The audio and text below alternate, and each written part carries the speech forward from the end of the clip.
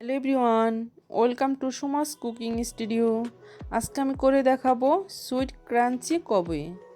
এই রেসিপিটি খুব মুচমুচে, খেতে দারুণ লাগে, আর ঘরে থাকা অল্প কিছু উপকরণ দিয়ে এই রেসিপিটা করে নেওয়া যায়।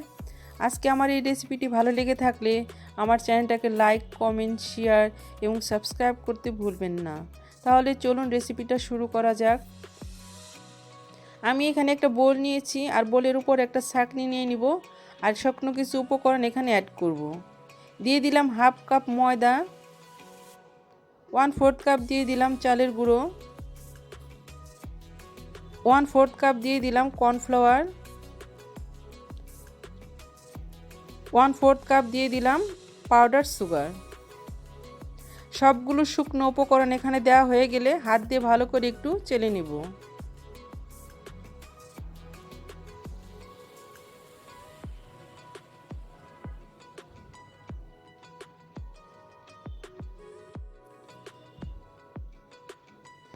এখন এখানে আমি একটা ডিম দিয়ে দিব,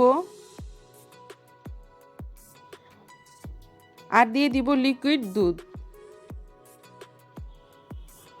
এখন ভালো করে নেড়ে চেড়ে একটা ব্যাটার তৈরি করে নেব। আর দুধটা কিন্তু আমি একসঙ্গে সম্পূর্ণ দুধ দেইনি, এখানে আমি মোট 1 কাপ দুধই আমার এখানে লেগেছে। আমি অল্প অল্প করে দিয়েছি, আপনার একটু কম বেশি করে লাগতে পারে, তাই অল্প অল্প করে দুধ দিয়ে একটা ব্যাটার তৈরি করে নেবেন।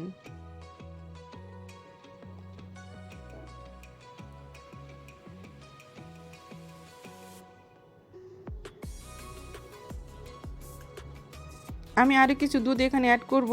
এভাবে করে আমি একটা সুন্দর ব্যাটার তৈরি করে নেব। আর নাড়তে নাড়তে কিন্তু আমার ব্যাটারটা তৈরি হয়ে গিয়েছে।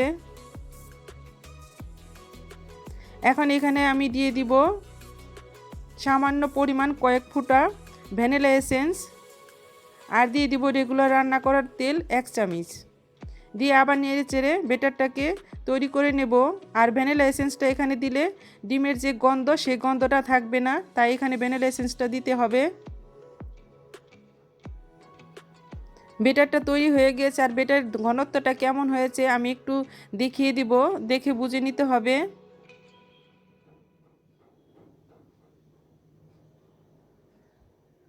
এখন আমি একটা এখানে প্লাস্টিকের ব্যাগ নিয়েছি, এই ব্যাগটা সবার ঘরেই থাকে, আর একটা রাবার নিয়েছি।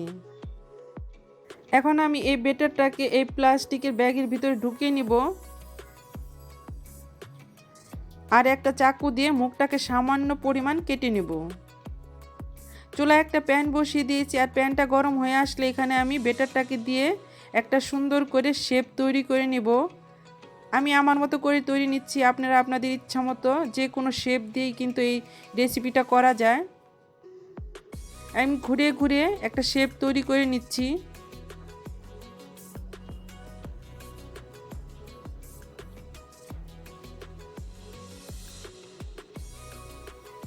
চুলার আঁচটাকে মিডিয়াম আঁচে রেখে আমি কিছু সময় অপেক্ষা করব। আর এখন আমি হাত দিয়ে মুড়িয়ে তৈরি করে নেব। কত সহজে হয়ে গেল। আমি আরেকটা করে দেখিয়ে দিচ্ছি। এটা কিন্তু ধরা বাঁধা কোনো নিয়ম নাই যে এভাবে করে তৈরি করতে হবে, আপনার ইচ্ছা মতো শেপ দিয়ে কিন্তু তৈরি করে নিতে পারেন খুব ইজিভাবে।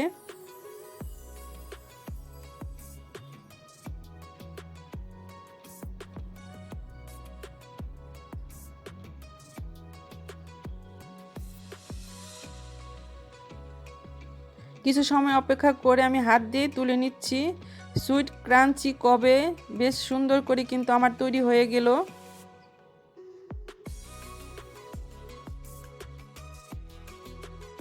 আর এইভাবে করে আমি সবগুলোকে তৈরি করে নিয়েছি।